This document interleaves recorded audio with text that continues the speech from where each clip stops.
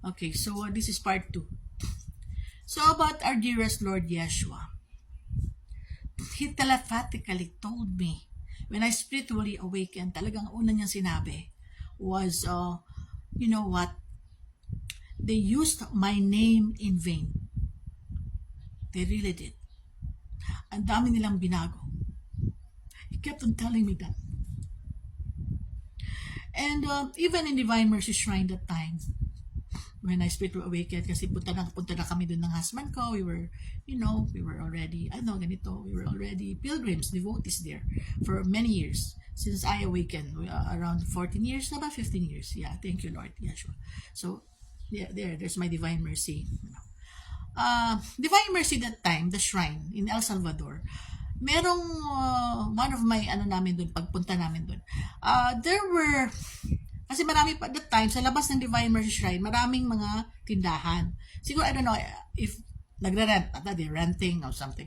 Mga kainan. Kasi doon ang mga pilgrims kumakain for lunch or dinner or breakfast or something. Snacks, nagugutom sila. So, there was one time, kumain kami doon ng husband ko, mga anak namin. Wala pang apo namin. She was so cute. A little apo still in the ethers, in heaven. So, kami pa noon. Maliit pa mga anak namin. High school pa lang. May college ata kami noon. So, niadto mi sa Divine Mercy. Sige man, may adto, no? Kada Sunday. So, there was one time, nangaon mi dito sa mga kananan nila. Eatery.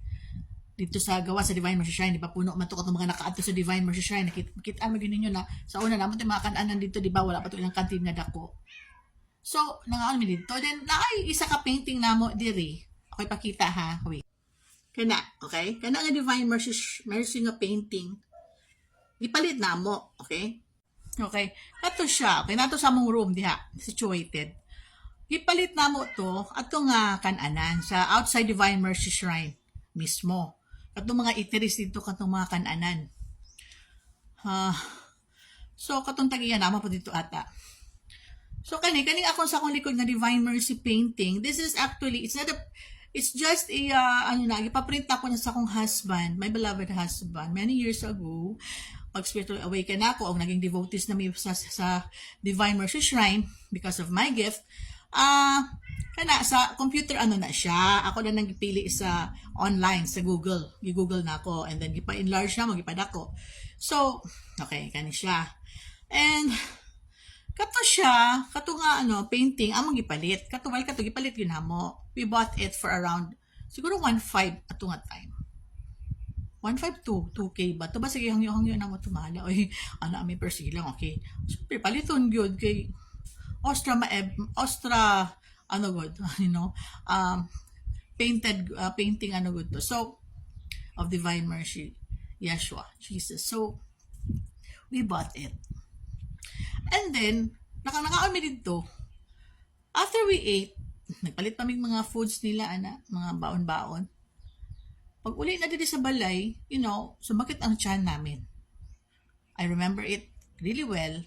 Tapos yung food na among gipalit mga snacks, sira or daan na expired. Tapos binenta pa nila. So I was really disappointed. So sabi ko, ba't ganun? Why naman sila nagbebenta ng expired na or makakasira sa tiyan natin? Sana naman, hindi na nila yun. So, when we came back there, bumalik kami. After that, Yeshua told me, messages, siya sa akin, it's telepathic. He told me na, you know what, sabi niya, they become so greedy. Again, they're using my name in vain. And I don't like that. And you know what, masusunog yan lahat dyan. They will all burn. Sabi niya, oh my God. Sabi ko, oh my God. Hindi ko naman yan gusto. But ko, oh my God. So, ibawarn ko pa sila, ipauwi na kami ng Iligan noon. When we were going home na, our dear Lord Yeshua told me that. Hala, Lord, paano sabihin ko dun sa mga doon? Magagalit yun. Sabihin nila, ka ba? Pataka-taka lang ka. Baka, ba? I-demonize na naman tayo. Sabihin na, pataka naman ka. Kuha niya, yaw-yaw diha, ka man tingali. Crazy, So, I'm not crazy. Thank you, Lord. So, wala na lang. I just kept quiet. The next time na bumalik kami doon to pray, of course, we always pray the Holy Rosary there. Oh my goodness, na-shock kami. Ha? Na-burn down. Totoo ang sinabi niya. It all burned down. You know what? It all burned down. Because Joshua told me lagi na, telepathically, he told me na masusunog yan lahat, you see. They will just burn. And because I'm really disappointed. The divine is so disappointed. But di daw sila, you know, parang it's not us. It's like karma ang ang gumawa nun sa kanila. It's their karma. Yeshua told me, you know, the universe has its ways. You know, the universe, the divine, the spiritual world has its ways of manifesting karma, of materializing karma to each human being, to each soul, to each being, even to the extraterrestrials out there. Ganon. Oh my goodness. I was really shocked and I was so, oh my God. Naawa nga rin ako. Kawawa naman. Ba't ganon? So, you know, Yeshua told me, I'm not a bad God. I'm not a bad divine being for doing that to them. You know, it was them. That was their own doing, their own karma. Ganon. And of course, ako daw light worker niya. So parang, you know, may flashback talaga daw. Oh my goodness. So, ayun. Kaya ngayon, makikita nyo wala na yun. Wala na yung mga ano na yun, yung mga eatery na yun, no, wala na. Pupunta kayong Divine Shrine outside. It's the big canteen. They have only the big cantina nila. So, that's what happened, no? Okay, so, going back to our dear Lord Yeshua and Mary Magdalene. You know, love, it is love. It is the Holy Spirit. It is holy fire. Ganon. Sabihin ko sa totoo, they are twin flames. Twin flames is divine love. Twin flames is the marriage and the union of the souls, of the masculine and the feminine. Okay? So, they became one, as one. So, di ba, just like the marriage here sa atin, in our earthly marriage, di ba, you become as one. And what God has put together, let no man put asunder. So, it applies, no? So, what is above and so is below. So, in the spirit world, Yeshua and Mary Magdalene, they are, twin flames. Okay? The sacred union of the souls. And here on earth, they became husband and wife. So, yun ang tanong ng iba. What if there were others na twin flames na meron ng mga asawa, meron ng husband, LGBT, or some of them. Okay, let's just say, they are responsible enough, you know, na they will not cheat, they will not come together if they are married, both married, or the others LGBT or what. You know, the divine has its ways.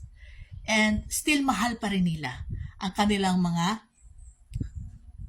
each of their husband, their wife, their husbands, their wives, mahal nila. Mahal nila just as they love their twin flames in a way na accept nila yun. Just like Yeshua and Mary Magdalene. So, you know, Yeshua and Mary Magdalene are the beautiful example of marriage, of true love. Diba? Kasi sa panahon natin ngayon, sometimes just, you know, ang hirap kasi i-explain. Ganito, it's always about, okay, kailangan maganda, kailangan gwapo, kailangan ganito, mayaman. It's all about money, it's all about looks, appearances. You know, yeah, there may be feelings, there may be love, pero usually, lalo na sa mga kabataan ngayon, you know, and then, last ka agad, intimacies ka agad, it's really sabihin na lang nating short-lived. So nagkakanda loko-loko, nagkakanda ano-ano, 'di ba? And you know, love is not evil. As long as wala kayong taong sinaktan, as long as hindi ka nag-commit adultery, as long as you did not cheat on your partner, and you feel that love, that everlasting love for him or for her, that is, you know, shall we say, it is divine. Because love is divine.